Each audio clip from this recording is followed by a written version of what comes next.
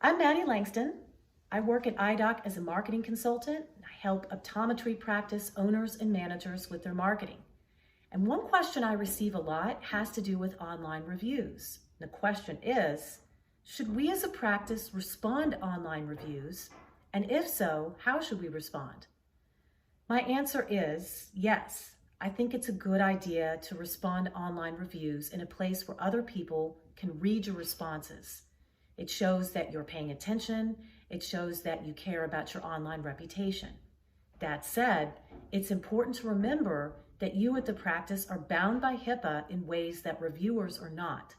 So a patient can share as many details as they'd like about their experience with you and their visit, and anyone reading their review, it's abundantly clear that they probably are a patient at the practice, but this does not give you permission to identify or acknowledge the reviewer as having been a patient in any way.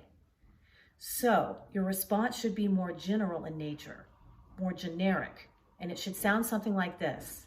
Thank you. We are committed to providing a high level of customer service and great eye care. Please contact the practice directly with questions or concerns via email or phone call.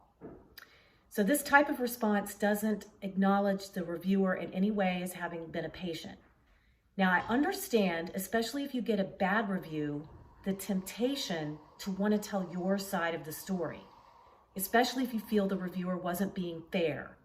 And I understand that challenge, and I understand that temptation. You want to publicly tell your side of the story. But it's important to remember that you're bound by HIPAA. That is not a HIPAA compliant way to respond to bad reviews.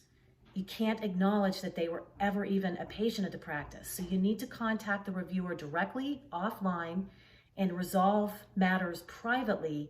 And in your public-facing responses, you need to be HIPAA compliant and keep it more general in nature. Over time, these type of responses will serve you and your brand well by keeping a cool head and remaining committed to professionalism and especially remaining HIPAA compliant.